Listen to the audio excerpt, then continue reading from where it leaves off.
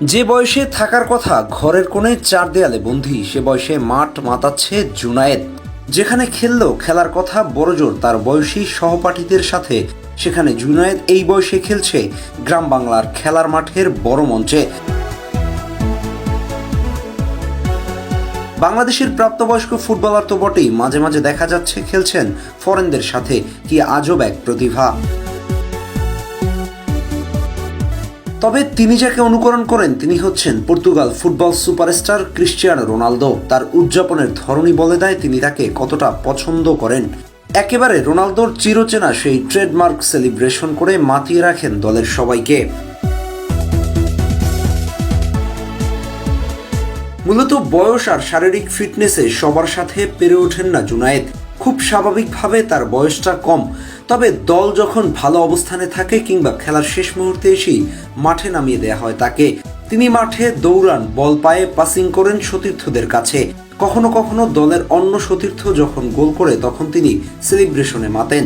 মূলত দলের সবাইকে মাতিয়ে রাখাই ওর কাজ, আর সে কাজটা খুব মন দিয়েই করতে পারেন জুনায়েদ।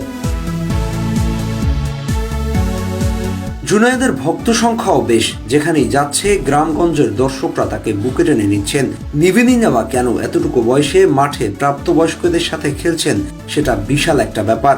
মূলত সবাই ওকে ভালোবাসে, যা ওকে আলাদাভাবে অনুপ্রেরণা যোগায়। সাহস পায় বড়দের সাথে মাঠে খেলতে।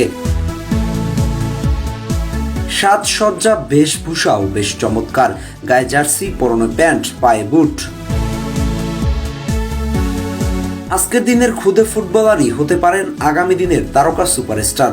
জুনায়েদের এই ছুটে চলা সবে তো কেবল শুরু। নিজের মধ্যে থাকা প্রতিভার বিকাশ ঘটেছে, এখন শুধু কেবল এগিয়ে যাওয়ার পালা। বড়দের সঙ্গে থেকে যতটুকু শেখা যায় আর কি। বড়রাও ওকে আগলে রাখেন ভাইয়ের মতো করে। তবে জুনায়েদের স্বপ্ন আছে, যার জন্য প্রতিনিয়ত ঘাম ঝরান। তার স্বপ্ন একদিন তিনি বাংলাদেশের জার্সিতে মাঠ মাতাবেন। আসলে স্বপ্ন দেখতে নাই মানা, স্বপ্নই মানুষকে বড় হতে সাহায্য করে। জুনায়েদেরও স্বপ্ন একদিন তাকে জাতীয় দলের হয়ে খেলতে হবে। সেই স্বপ্ন বাস্তবায়ন করতেই তার এমন ছুটে চলা।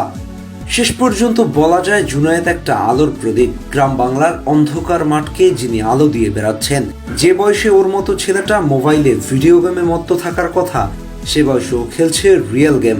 স্বপ্ন দেখছেন ভবিষ্যৎ তারকা ফুটবলার হওয়ার। এখনো অনেক পথ বাকি, তবে তার এই অদম্য মনোবলই তাকে নিয়ে যাবে চূড়ান্ত বিজয়ের পানে। হয়তো কোনো একদিন এই ছোট্ট জুনায়েদই লাল সবুজের জার্সিতে বাংলাদেশকে প্রতিনিধিত্ব করবে।